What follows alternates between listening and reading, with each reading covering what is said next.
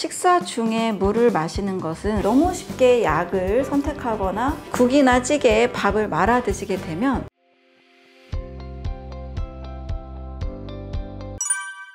산소를 사실 과하게 사용하는 라이프 스타일이 되는 건데, 좋은 산소를 자연에서 마시면 큰 문제가 없겠지만 우리는 이제 대부분의 분들이 대기가 오염된 도시 생활을 하고 있잖아요. 그래서 나쁜 공기를 많이 마셔도 활성산소가 많이 생길 수 있고, 과한 운동을 할 때도 활성산소가 많이 생깁니다. 운동이 대부분 좋다라고 알고 계시잖아요. 그런데 운동선수들의 수명은 가장 짧습니다. 종교인, 예술가, 작가, 여러 이제 직업군들을 조사를 했을 때 가장 수명이 짧은 분들은 운동선수입니다. 왜냐면 하루에 거의 8시간, 10시간 이상 운동을 하시잖아요. 다른 직업군보다는 산소를 훨씬 많이 소모하겠죠. 그래서 활성산소가 많이 생깁니다. 또 과식을 하게 되면 이 소화기관이 굉장히 오랫동안 일을 해야 되죠. 또 산소를 많이 소모하기 때문에 활성산소가 많이 생기기도 하고요. 또 과자나 인스턴트 그런 가공식품을 먹게 되면 몸에서 해독해야 되는 첨가물이 많기 때문에 활성산소를 많이 유발할 수밖에 없습니다.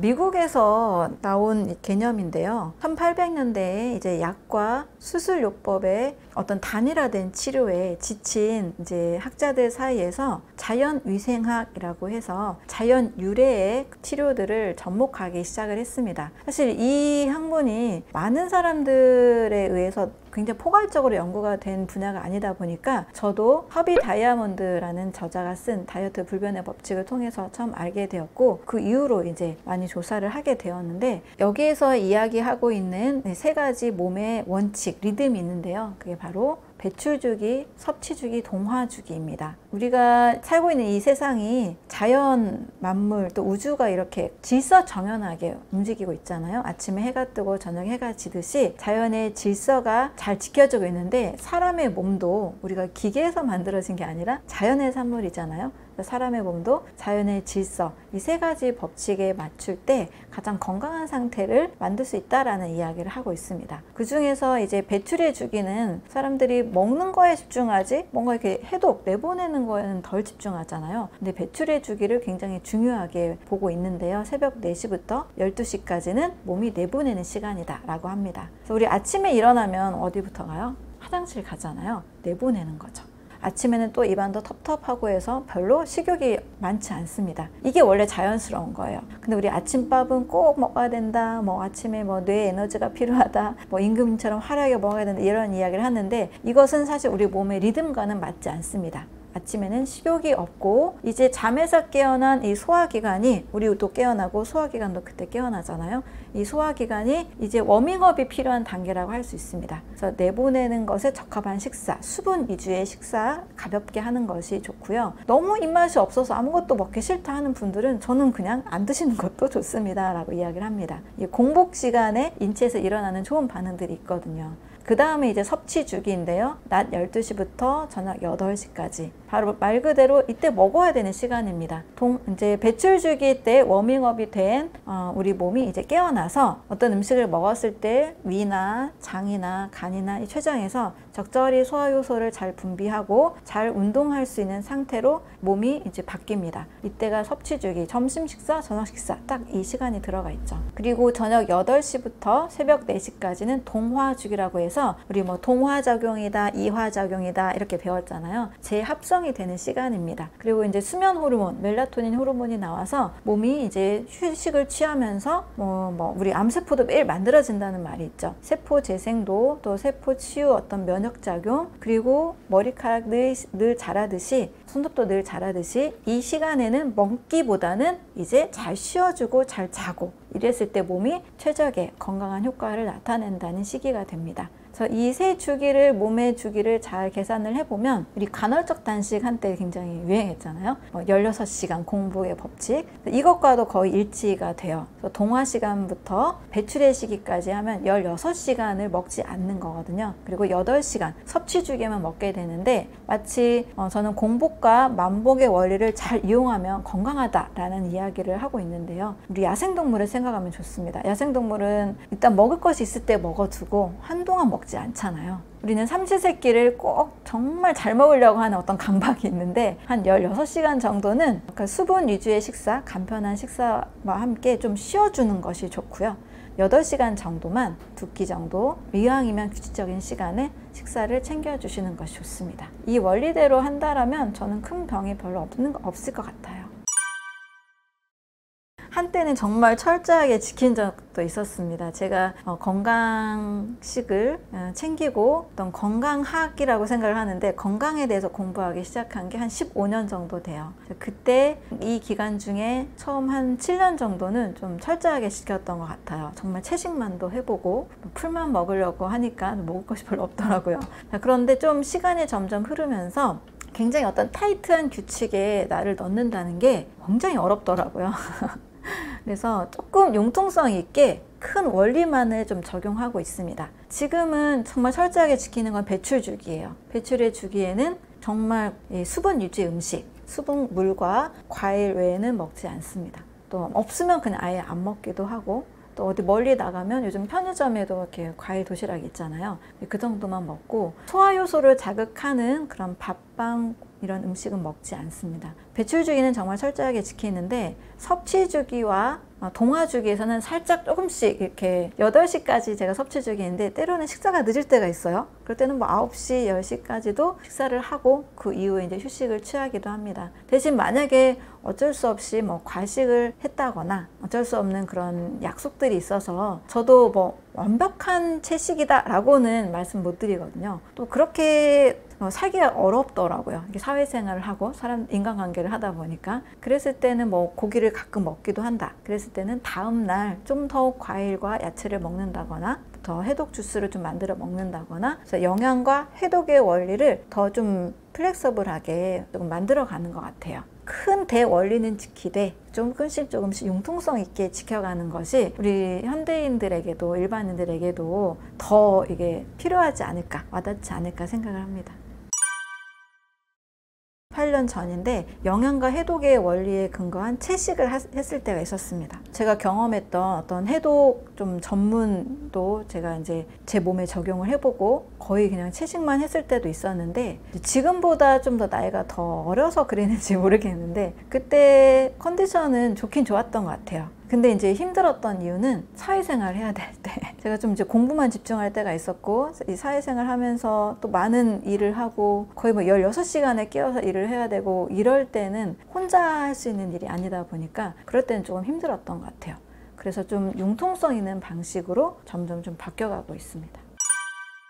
완전한 소화를 하기 위해서 식사 중에 물을 마시는 것은 좀 상당히 방해가 되죠. 왜냐하면 밥을 꼭꼭 씹어서 소화시키기 위해서는 침에 있는 아밀라제가 이 밥을 포도당으로 바꿔주는 작업을 하잖아요. 그런데 만약에 국에 밥을 말아 먹는다거나 또는 중간에 물을 마시게 되면 이 쌀을 완전히 씹지 않고 위로 넘어가게 되죠. 그러면 이제 위 안에서 물론 소화를 하려고 우리 몸은 굉장히 노력을 하겠죠. 침에 있는 소화 효소가 입에서 다 소화가 안 돼서 위로 넘어가게 되면 또 췌장에서도 아밀라제가 또 나와서 소화를 하기는 합니다. 하지만 이제 위 속에 물도 들어가고 또 여러 음식과 함께 이 소화액이 희석이 되기 때문에 소화가 좀 부담스럽게 되죠. 그래서 위는 더 많은 연동 운동을 해야 되고, 또 췌장도 다른 일들도 굉장히 많은데 또 이 아밀라제를 또 분비를 해야 되기 때문에 몸속의 소화기관이 지치는 결과가 오게 됩니다. 그래서 완전 소화에 있어서 더 많은 에너지를 쓰게 되고 또 많은 소화기들을 힘들게 하기 때문에 썩 좋은 식사법은 아닙니다. 그래서 완전 소화에 방해가 되고 소화기를 지치게 한다라는 그런 단점이 있습니다.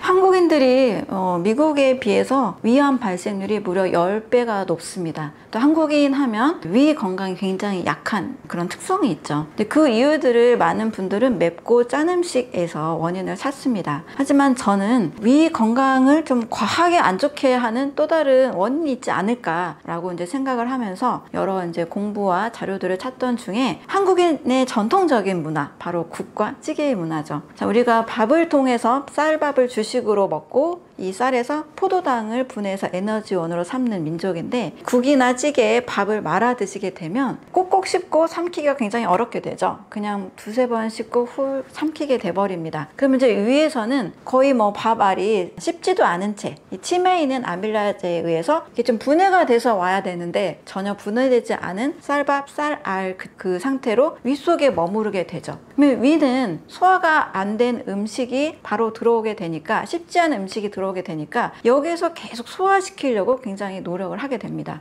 소화액이 희석이 돼서 우리가 소화시켜야 되는 모든 음식들의 쌀에 소화액이 다 닿지가 않는 거죠. 소화액이 희석이 되는 관점에서 완전 소화가 되지 않고 위에 부담을 준다라는 것이 문제가 됩니다. 그래서 음식을 먹는다는 것은 완전히 소화시켜서 에너지를 얻어야 되기 때문에 소화액이 희석이 되지 않는 식사법이 가장 좋습니다. 뿐만 아니라 꼭꼭 씹어서 이 1차 소화기관인 이 입에서 어느 정도의 소화를 다 하고 나서 위에 보내주는 것이 위가 할 일을 좀 줄여주는 것이 되겠죠. 그래서 위에 많이 부담을 주는 식사라는 관점에서 국과 찌개 문화가 건강에 좋지 않은 문화라고 생각을 합니다. 이제 대부분의 건강식을 하는 분들은 사실 국과 찌개를 배제하고 드십니다. 만약에 몸이 많이 안 좋은 상태에서는 국과 찌개는 안 드시는 것이 제일 좋습니다. 또 나트륨 섭취를 하기가 굉장히 쉬운 게 국과 찌개거든요. 한국인들이 무려 기준량의 한 4배 이상 나트륨을 섭취하게 된다고 하는 원인이 국과 찌개입니다. 그래서 몸이 약한 상태의 분들, 또 이제 암 환자이시거나 암을 경험한 분들은 일단 국과 찌개는 배제하시고 자연식을 하시는 것이 가장 좋습니다. 근데 일반 분들, 저도 포함이 되는데요. 국과 찌개를 저도 너무 좋아하는 사람이라 먹는 방법을 알려드리겠습니다. 먼저는 원리는 그거죠. 소화액이 희석이 안 되는 것. 쌀은 침에 의해서 완전히 씹어서 완전히 소화시켜서 위로 보내자. 이 두 가지 원리를 지키기 위해서 제가 생각을 많이 해보니까 먼저 국을 먹는 방법을 선택하면 됩니다. 국이라는 건 대부분 건더기하고 수분으로 이루어져 있죠. 그래서 수분은 우리가 먹으면서 즉시 흡수가 됩니다. 다른 음식과 섞일 수 있는 시간이 없어져요. 그래서 먼저 국물을 먹고 그 다음에 건더기를 먹고 그 다음에 밥을 먹을 때는 꼭꼭 씹어서 먹는 습관을 하시면 국과 찌개를 아예 안 먹을 때보다는 만족도가 훨씬 커지겠죠. 뭐 일반적으로 막 말아서 먹을 때보다는 좀 만족도가 떨어지겠지만 그래도 건강을 생각한다라면 국과 찌개를 먹으면서도 식사를 할 수 있는 좀 최선의 방법이지 않을까 생각을 합니다. 가장 좋은 거는 50번 정도입니다. 사실 50번 씹기도 전에 입에서 죽이 되어서 아마 중간중간에 삼켜질 거예요. 근데 50번 정도를 씹는다 라고 생각을 하고 최소 30번은 씹으면 그 정도 씹으면 이제 입에서 이제 침과 음식물이 잘 섞여서 소화 효소에 완전히 이제 버무려진 형태로 물과 같은 형태로 이제 삼키게 될 때 이때 이제 위에서는 아주 소화가 쉬워집니다. 이런 식사를 제가 이제 경험을 해보니까 저도 이제 몸이 소화기가 약한 체질로 좀 태어났죠. 그래서 위에 부담을 주면 굉장히 쉽게 이제 식곤증이 오게 되고 다음 업무를 하기가 굉장히 어려운데요. 꼭꼭 씹어서 30번에서 50번 이렇게 꼭꼭 씹어서 먹게 되면 굉장히 이 식후 식곤증도 없고 몸이 굉장히 가볍더라고요. 그래서 목표는 50번, 최소 30번을 추천을 드립니다. 네, 제가 이제 책에도 쓰고 또 제가 실천하려고 노력하는 방법 중에 하나가 마인드풀 이팅입니다. 마음 챙김 식사라고 하는데요. 이 마인드풀 이팅은 음식 자체를 음식 명상이라는 단어로도 좀 해석을 할 수가 있는데요. 음식 자체에 대해서 우리가 깊게 느끼면서 오감으로 느끼면서 먹는 식사법입니다. 근데 보통 한 5번, 10번 씹고 삼키시는 분들의 이 식사법을 보면 식사 중에 뭐 TV를 본다거나 유튜브를 본다거나 뭐 음악을 듣는다거나 다른 것을 동시에 하면서 식사를 하시게 되죠. 그러니 우리의 신경은, 우리의 주의는 이 음식에 가 있지 않고 시선이 이제 다른 데 쏠려져 있습니다. 그러니 씹는 것도 귀찮고 빨리 먹어서 입에서 이제 만족을 느끼면서 빨리 포만감을, 배를 채우려고 하는 것에 더 집중이 가 있죠. 하지만 마인드풀 이팅은 음식 자체에 대한 이 집중이 가 있는 겁니다. 그러면 이제 음식을 먹을 때 다른 걸 전혀 동시에 하지 않아요. 뭐 책 보거나 뭐 영상을 보거나 이런 걸 하지 않고 이 음식에 대한 집중을 합니다. 만약에 뭐 쌀밥을 먹고 야채를 먹고 뭐 여러 반찬들을 먹는다 할 때 이 식사를 입으로만 하는 게 아니라 오감으로 하는 거죠. 거죠. 우리 오감이라는 것은 눈으로 보고, 코로 냄새를 맡고, 손으로 만지고, 귀로 듣고, 입으로 느끼면서 이 오감을 다 사용해서 내가 식사를 해야 되겠다 라는 느낌을 합니다. 이걸 했을 때 저는 어떨 때는 되게 좀 울컥한 적도 있었는데, 이 쌀밥이 오기까지는 농부가 1년 동안 이 농사를 지어서 힘들게 수확을 해서 우리 밥상에 온 거잖아요. 또 자연의 음식들을 보면 최소 6개월, 길게는 1년 또는 3년에 걸쳐서라도 이 음식이 수확되기까지는 정말 농부의 노고들, 또 자연에 정말 만들어준 산물이라는 것을 느끼게 되는 순간 정말 이 음식 자체에 집중할 수 있는 것 같아요. 그래서 꼭꼭 씹는 힘도 더 길어지게 됩니다. 또 과일 하나를 먹을 때도 이 과일이 오기까지 진짜 많은 시간이 걸렸잖아요. 그러니까 공산품을 생각하면 뭐 과자나 뭐 인스턴트 식품들은 공장에서 이제 몇 분 만에, 뭐 몇 초 만에 뚝딱 만들어지는데, 자연의 산물은 정말 시간이 걸리지 않고는 절대 만들 수가 없는 엄청난 작품들이죠. 이런 것들을 생각하면서 이제 향도 느껴보고 또 이 과정도 느껴보고 여러 가지를 명상하면서 식사를 하게 되면 씹는 횟수를 훨씬 더 늘릴 수가 있습니다. 그래서 꼭 마인드풀 이팅을 추천을 드리고요. 실제 미국에서 마인드풀 이팅을 했을 때 이 식사법의 습관만 바꾸는 것만으로도 무려 80% 이상 다이어트 효과를 경험하는 일들이 있습니다. 그래서 마인드풀 이팅을 꼭 추천을 드립니다. 제가 사실 빵을 너무 좋아하는 사람이었기 때문에 얼마나 이 빵이 매력적이고 이것을 끊는 것이 어려운 일인지를 너무나 잘 알고 있습니다. 실제 제가 했던 방법이기도 하고, 상담받은 분들에게 굉장히 많이 이렇게 권했을 때 정말 좋은 효과가 있었는데요. 첫 번째, 2가지로 말씀을 드릴게요. 첫 번째는 빵이 너무 먹고 싶다, 디저트가 너무 먹고 싶다. 그런데 그냥 억지로 끊는 거는 굉장히 정신적인 고통의 수반이 되잖아요. 또 그러다가 몇 번 참다가 나도 모르게 먹게 되는 실수를 저지르게 됩니다. 그래서 일단 이렇게 한번 해보세요. 빵을 먹긴 먹을 거야, 먹을 건데 먼저 과일을 먹고 먹자, 과일을 먹은 다음에 빵을 먹자, 이렇게 순서를 한번 정해보세요. 과일을 먹고 나면 과일에 들어있는 수분, 또 과일에 들어있는 맛들이 굉장히 청량감을 주고 이미 달콤한 맛이 우리에게 있는 가장 본능적인 욕구죠. 단맛을 충족하고자 하는 욕구, 이것이 이미 충족이 됩니다. 청량감과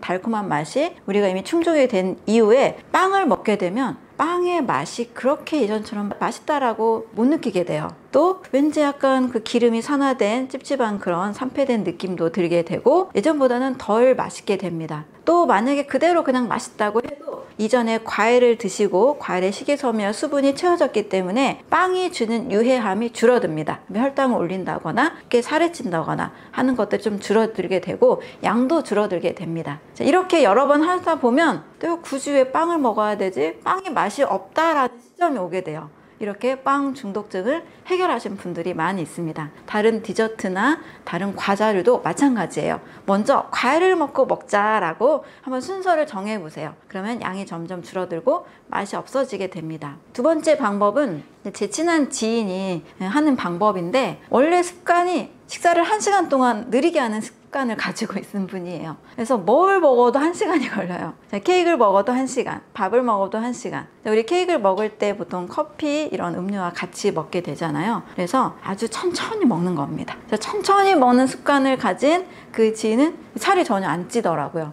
저도 다이어트 기간에 유혹을 또 참기도 어려웠고, 또 습관을 한번 했을 때 어떤 변화가 있는지 테스트를 해봤는데 정말 체중의 변화나 그런 게 전혀 없더라고요. 그래서 먹긴 먹되 1시간 동안 아주 천천히 먹는 습관, 그러면 이 습관은 굉장히 몸에 크게 바로 즉각적으로 해를 주지 않고 몸에서 다 해독을 해낼 수 있습니다. 단 늘 과일이나 야채를 많이 먹는 습관을 가진 분들이 이 습관을 했을 때 좀 더 큰 도움을 받을 수가 있는 거죠. 네, 클렌징이라는 것이 몸을 깨끗하게 씻어낸다는 의미잖아요. 해독에 도움이 되는 스무디라고 할 수 있습니다. 그래서 이 해독에 도움이 되는 스무디는 과일과 야채의 적절한 조합으로 이루어지는데, 많은 분들이 이제 많은 야채 과일을 무조건 많이 갈아 먹는 게 좋다라고 생각하시는 분도 계시고, 또 실제 그렇게 해서 효과를 본 분도 물론 계십니다. 그런데 그렇게 하기에는 뭐 경제적으로나 좀 불편함이 많이 따르기 때문에 과일 하나, 야채 하나 정도만 1대1 정도로 섞어서 여기에 물을 또 동량의 물을 같이 넣습니다. 예를 들면 사과 뭐 100g, 양배추 100g 하면 200g이죠. 물 200g 넣으면 이제 전체적으로 400g의 스무디가 만들어지는 거죠. 이런 식으로 과일과 야채에 들어있는 여러 다양한 비타민과 미네랄 성분들을 계속 먹게 되면 우리가 그전에는 만약에 과일 야채를 많이 먹지 않고 가공식품을 많이 먹었다면 몸에서는 나트륨이나 또 좋지 않은 미네랄들이 많이 쌓여 있을 가능성이 높습니다. 이런 것들을 클렌징 해주는 거죠. 다 씻어내 줍니다. 과일과 야채에는 칼륨이 많아서 몸에 쌓여있는 나트륨을 많이 빼내주고 여성분들이 많이 겪고 있는 저녁에 다리가 붓는 현상 있죠? 이런 부종이나 그 전해질 대사가 맞지 않는 이런 것들이 굉장히 많이 제거가 됩니다. 순식간에 살이 빠진다라는 느낌이 드는데요. 먼저는 살이 빠진다는 것보다는 부종이 좀 해결이 돼서 몸 전체의 전해질 밸런스가 굉장히 잘 맞게 되죠. 계속 드시게 되면 과일과 야채에 들어있는 좋은 비타민, 미네랄 성분들로 인해서 지속적으로 장과 간도 튼튼해지고 또 위도 튼튼해지는 효과가 있습니다. 만약에 바나나와 양상추를 갈아서 아침마다 드신다라면 바나나에 있는 베타카로틴이나 뭐 비타민, 미네랄 성분들이 위 건강에도 도움이 돼서 역류성 식도염 있는 분들, 위염이 있는 분들에게도 큰 도움이 될 수 있습니다. 그래서 몸에 들어있는 여러 독소들을 해독하고 또 건강한 세포들로 분열하게 만드는 좋은 스무디가 될 수 있습니다. 원데이 말 그대로 하루 동안 클렌징을 하는 건데요. 외식을 많이 한 분들이나 또 편의점 음식이나 가공식품을 많이 드셨던 분들은 아침 과일 드세요 하면 이 습관을 한 번에 만들기가 어렵다고 하십니다. 맛이 없다고 하시거든요. 왜냐면 가공식품에 강하고 자극적인 그런 입맛에 길들여져서 이 과일이나 야채가 굉장히 맛이 순하기 때문에 맛없어요, 못 먹겠어요, 어려워요 하는 분들이 계십니다. 이런 분들이 좀 더 어려울 수 있겠지만 아예 차라리 입맛을 더 빠르게 개선할 수 있는 방법으로 제가 하루 클렌징, 원데이 클렌징을 권해드리는데요. 하루 종일 과일만 먹는 겁니다. 그런데 양의 제한이 없어요. 양을 제한하지 않고 마음껏 드시라고 합니다. 사과도 먹고 싶은 대로, 바나나도 한 송이 뭐 6, 7개, 8개 있잖아요. 이것도 한 번에 다 드셔도 되고, 또 뭐 제철 과일로 요즘 뭐 참외가 있으면 참외도, 뭐 오렌지도, 수박도, 하루 종일 과일만 드시는 것을 저는 추천을 드립니다. 이렇게 할 경우에 과일에 있는 수분이나 영양소가 에너지를 계속 공급해줘서 일부러 예전에 굶는 다이어트를 하시는 분도 계시고 간헐적 다이어트 하시는 분도 계시잖아요. 또 1시간 동안 러닝머신에서 정말 모든 것을 집중해서 뛰는 분도 계시잖아요. 이것보다 훨씬 이게 쉬울 수 있는 거죠. 하루 종일 계속 먹어도 되니까. 하루 종일 먹고 싶은 만큼 계속 먹으면 됩니다. 그래서 하루 종일 과일을 드시게 되면 그것에 대한 효과로 입맛 개선이 되고요. 또 몸에 있는 충분한 여러 영양소들이 들어가고 좋은 수분이 공급이 됩니다. 그래서 그 다음부터는 입맛이 개선이 되기 때문에 건강한 음식을 먹었을 때, 과일과 야채를 먹었을 때 그렇게 거부감이 들지 않고 자연의 것이 맛있다라는 느낌이 오게 되는 거죠. 이 느낌이 오게 되면 다이어트나 건강한 식단은 굉장히 쉬워지게 됩니다. 그래서 원데이 클렌징을 통해서 해독하고 또 입맛 개선, 또 다이어트나 건강한 식단을 시작할 수 있는 준비를 할 수 있는 몸으로 만들어질 수가 있습니다.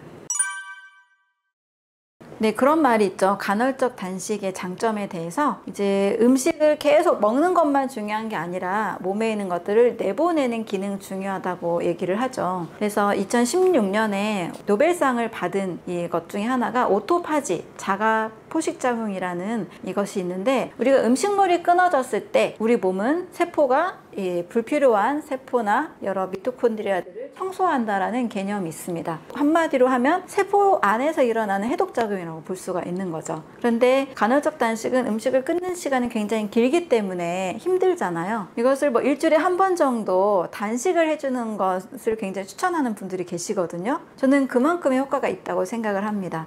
다른 소화시키는 데 필요한 에너지도 들지 않고 또 첨가물이 들어오지 않기 때문에 엄청나게 해독 기능이 좋아지거든요. 그래서 장기도 쉬게 되고 또 영양을 공급받으면서 해독 기능이 좋아지니까 일주일에 한 번 정도, 열흘에 한 번, 한 달에 한 번이라도 주기적으로 하면 굉장히 도움이 많이 됩니다. 우리 인체는 약 37조 개에서 60조 개의 세포로 이루어져 있습니다. 근데 이 세포가 제가 실험실에서 이제 세포 배양을 했을 때 세포가 필요로 하는 영양소가 약 50종이 돼요. 우리 여러 가지 뭐 필수 아미노산, 뭐 비타민, 미네랄, 뭐 필수 지방산, 또 당분들 여러 가지 영양소들이 있죠. 이런 것들을 이제 복합적으로 이 세포를 배양할 때는 이 배양액에 충분히 들어 있는데요. 우리가 보통 음식을 섭취할 때는 이렇게까지 정교하게 영양소를 다 챙겼는지 안 챙겼는지 잘 모르고 그냥 배고프니까 식사를 많이 하게 되죠. 그냥 막 식사를 하게 되다 보니까 내 몸에 때로는 안 좋은 음식도 먹게 되고 독소가 쌓이게 됩니다. 그래서 무엇보다도 다이어트를 할 때는 그동안 먹었던 음식 또 내 몸에 쌓였던 독소 때문에 이 독소를 빼는 것, 즉 해독에 집중하는 것이 제일 좋습니다. 그래서 열흘 동안의 단식, 이 단식은 아무것도 안 먹는 단식이라기보다는 세포가 꼭 필요로 하는 그 영양소를 섭취하는 아주 기본적인 영양소를 섭취하는 단식인데요. 이렇게 하다 보면 그동안 불필요했던 부분들이 해독이 되면서 이 독소가 많이 쌓여 있는 것이 또 지방이거든요. 그래서 지방을 이제 나중에 분석을 해보면 여러 화학 물질들이나 몸속에 불필요한 독소를 지방이 머금고 있는 경우가 많이 있습니다. 그래서 세포에 꼭 필요한 최소한의 영양소 음식을 물이나 여러 이제 효소나 간단한 이제 음식을 통해서 먹게 되고 그동안 먹었던 탄수화물, 단백질, 지방, 이 열량이 굉장히 가득한 이 음식들을 절제함으로써 해독이 되고 기본 영양은 흡수하는 방법으로 체지방만 빠지는 그런 단식을 경험해 본 적이 있습니다.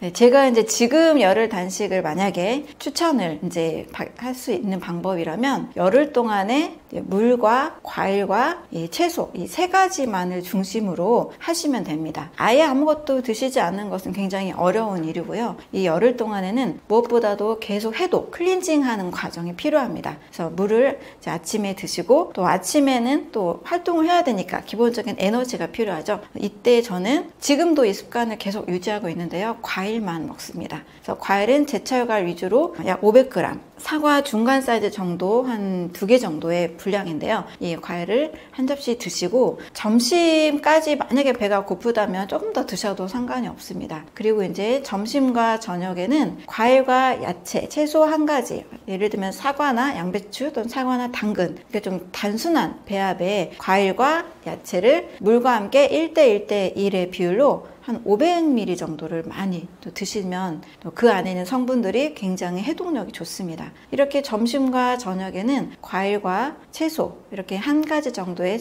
과일과 야채를 섞어서 500ml 이상 충분히 드신다면 그냥 단식을 하는 것보다 훨씬 더 좋은 해독작용이 일어나게 됩니다. 그 이유는 이 과일과 야채에 들어있는 성분들이 해독의 가장 중요한 장기인 간 건강에 꼭 필요한 성분들을 머금고 있기 때문이거든요. 그래서 다이어트를 할 때는 무엇보다도 해독, 특히 이 지방과 여러 가지 독소, 노폐물을 분해하는 장기인 간을 건강하게 해주는 방법이 최고로 좋은 방법이라고 생각을 합니다.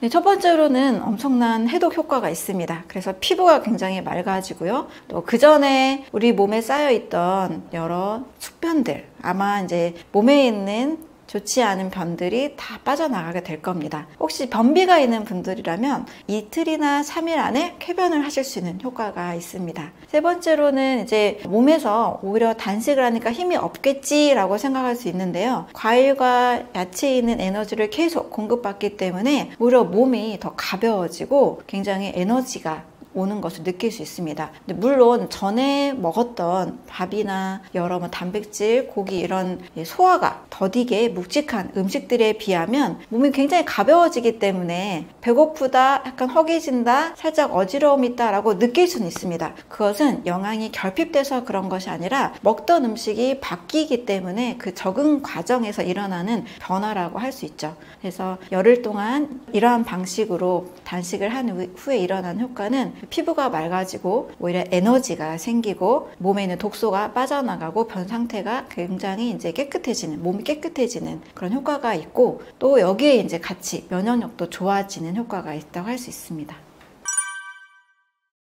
네, 우리가 조금 아프게 되면 너무 쉽게 약을 선택하거나 너무 쉽게 이제 병원을 가시는 분들도 좀 상당히 계신 것 같아요. 그런데 약이라는 것은 일단 우리 몸에서는 질서를 깨뜨리는 기전으로 약효가 나타나게 됩니다. 약은 한면에는 독성이 같이 있기 때문에 일단 우리 몸의 질서를 차단하면서 그 효과를 일으키는 거거든요. 예를 들면 콜레스테롤 저하제, 스타틴 제제의 약물들은 간에서 콜레스테롤 합성을 막습니다. 이 콜레스테롤은 우리 몸의 호르몬의 원료도 되고 뇌세포도 필요하고 세포막에도 필요하기 때문에 이게 부족할 경우에는 또 반드시 그 부작용, 혈관 기능의 문제라든지 여러 근육의 문제라든지 여러 부작용이 따르게 됩니다. 그래서 약은 약효가 난다는 것은 일단은 우리 몸의 질서를 깨뜨림으로써 효과가 난다라는 것을 꼭 인지하셔야 내가 약을 길게 먹을 것이 아니라 약은 그냥 필요할 때 어떤 응급 상황에서는 너무나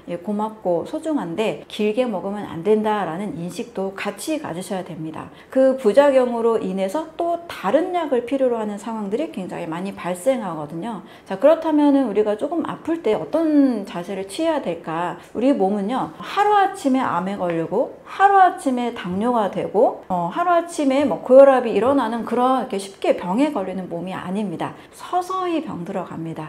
이 서서히 병들어 가는 상태에서는 소화가 안 되기도 하고 변비가 오기도 하고 가끔씩 두통, 피곤함이 있기도 하는 이런 신호들을 보내주는데요. 저는 이런 신호를 보내주는 상태를 반건강 상태라고 말씀을 드립니다. 그럼 이 반건강 상태에서는 약을 먹고 병원에 달아가기보다는 내 라이프 스타일, 내 식습관에 뭔가 문제가 있지 않나 한번 돌아봐야 된다는 거죠. 그래서 다시 좀 소화가 안 될 때 소화가 잘 되는 방법을 찾고 피곤할 때 피곤이 좀 쌓이지 않게 해독하는 음식을 통해서나 여러 방법을 통해서 다시 건강 상태로 돌아가야겠다라는 그런 마음을 먹는 것이 필요합니다. 무조건 약과 병원에 의지하게 되면 내 몸이 스스로 나을 수 있는 기회를 내가 주지 않는 게 되거든요. 그래서 우리가 항상 내 몸을 건강하게 만드는 방법은 좀 신호가 왔을 때, 좀 살이 찌기 시작한다, 두통이 있다, 이렇게 좀 신호가 왔을 때 우리 몸은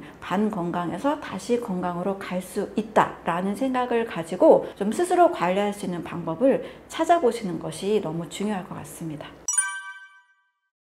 가장 중요한 것은 일상생활에서 내가 내 몸을 유지하기 위해서 어떤 방법을 취하는가, 그걸 돌아봐야 되는데요. 우리 가장 기본적인 것은 삼시세끼 식사법이겠죠. 왜 먹어야 일단 우리는 움직일 수 있으니까요. 그래서 삼시세끼를 어떻게 먹는지를 한번 반드시 돌아봐야 됩니다. 특히 이제 아침, 점심, 저녁을 우리가 꼭 열량이 많은 음식을 꼭 먹어야 힘이 난다라고 생각하기 쉬운데요. 열량보다는 일단 내 몸에서 가장 자연에 가까운 효소가 많은 살아있는 음식을 먹는 것이 좋습니다. 이 자연에 가까운 효소가 많은 살아있는 음식은 과일류, 채소류, 버섯류, 해조류, 견과류, 그리고 통곡식 이런 음식들이고요. 그 외에 이제 가공된 음식들, 또 이제 급하게 그냥 한 끼 때우려고 먹는 빵이라든지 라면이라든지 이런 음식들을 내가 너무 많이 먹고 있는 건 아닌지 이것을 첫 번째 살펴봐야 될 것 같습니다.